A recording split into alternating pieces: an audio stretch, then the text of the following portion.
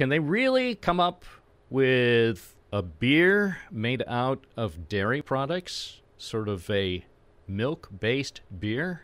Might be possible at some point. Joining us now to talk about this is Sam Alcaine, assistant professor in the Department of Food Science at Cornell University.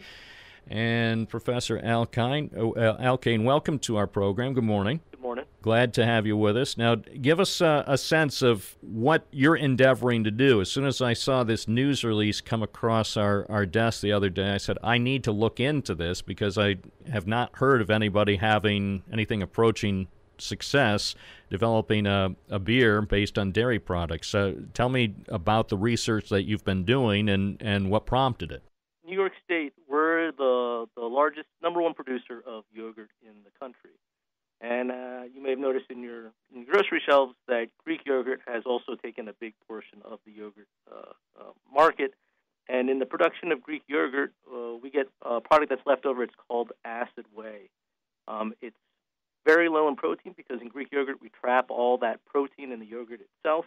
It's, we call it acid, but it's really around the pH of a beer. It's rich in sugars, lactose, and it's also really high in bioavailable minerals like calcium and magnesium. But unfortunately, there's not a lot of options because the protein isn't in there for processing. And so a lot of our producers here in the state end up either, sending it out to farms for application to the soil, incorporating it into animal feed, or sending it to anaerobic digesters for recovery of energy. And there's not a lot of value add to the producers. It usually costs them money to send this off. And then the New York State Department of Environment and Conservation came to us here at Cornell and asked our researchers here throughout the university about, are there some novel solutions that we could do to maybe utilize this acid whey in a better fashion and create value for New York State. And so in my previous life before coming to Cornell, I've been here a little over a year and a half. I was an R&D brewer for Miller Coors, and so I put on my brewing hat, and I was like, this has got sugar. We could turn this into something interesting, I think, that somebody would want to drink.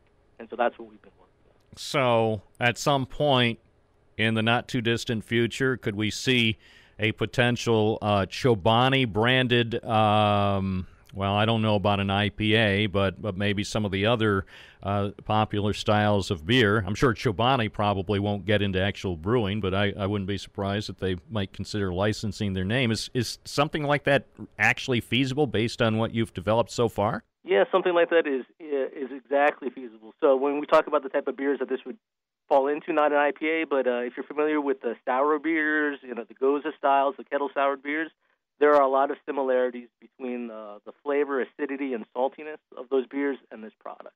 And so then we take it, we can blend it with different fruits, lime, strawberry, mango, and get these very refreshing, right, because of the acidity and tasty beverages.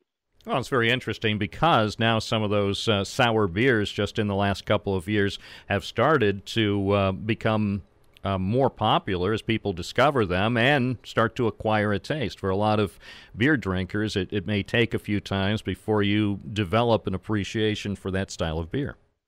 Yeah, but it's definitely growing, right? And it's those kind of light alcoholic styles are great on a hot summer day. What are the biggest challenges looking forward in the next few years to working out the remaining technical and scientific challenges to bring a product like this to market, to make it something that would be commercially viable?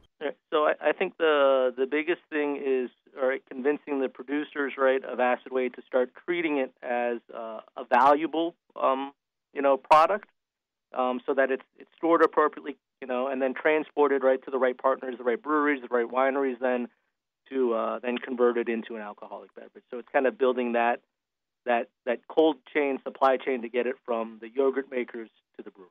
Have you had any preliminary conversations with, say, companies like Chobani or some of the other Greek yogurt producers in New York State to see if they would be receptive to that? So we've started some discussions with some small yogurt makers that are interested in getting into the space, and we do talk to the large manufacturers. So some of them are aware of what we're doing and are currently watching. And what about craft brewers in upstate New York? We have several here in the Binghamton area. Of course, there are plenty in the Ithaca area. And craft brewing seems to be growing dramatically over the last few years. Have you talked with some of the people in the Ithaca area or elsewhere about whether they would be willing to look into this style? Yeah, so we've talked to a couple craft brewers here in upstate New York, and in fact, there's a small regional conference in a couple of weeks at the Carey Institute, and I'll also be talking with brewers there about how we make this new style of beer. Sounds really intriguing, and it seems to me, especially with how many craft brew enthusiasts there are, and they're always looking for the next big thing, and sort of in the same way that up until several years ago, until the man who founded Chobani, right here to the north of Binghamton in Chenango County, most people never would have thought Greek yogurt would have captivated the nation the way it has. Who knows if whey-based beer, based on dairy products, could ultimately become the next big thing in craft brewing. I definitely think so. I think it has that potential. Well, I appreciate your joining us. At some point, are you going to wind up, do you think, ever getting to a situation where you can do any initial tastings for people at Cornell or in the Ithaca area, even before a product becomes commercially produced? Is that something that you have done or will consider doing? It is actually. We're already there. So about 3 weeks ago, we had a formal sensory panel here at our Sensory Evaluation Center in Stocking Hall, where we had 100 people come in and rate the base beer that we produce, and then the beer with some added flavors in it to understand their liking and preferences. And so we had a lot of great feedback, especially for the fruited beer. The feedback was very, very positive, so very encouraging. Well, and certainly with your background previously as a product innovation manager at Miller Brewing, you certainly understand how trying to develop a product and cater to the sometimes fickle and unpredictable taste of the consumer, that can be a very big challenge. It can be a challenge, but it's a fun adventure, all right, to make things that people want to, take another sip of. So. Very exciting research going on right now in Ithaca at Cornell University. Sam Alcaine, assistant professor in the Department of Food Science. Thank you so much for joining us and sharing a bit of your progress so far, and I'll look forward to speaking with you again, maybe in a few months, to see if there are new developments that'll be of interest to our listeners. Thanks. Cheers.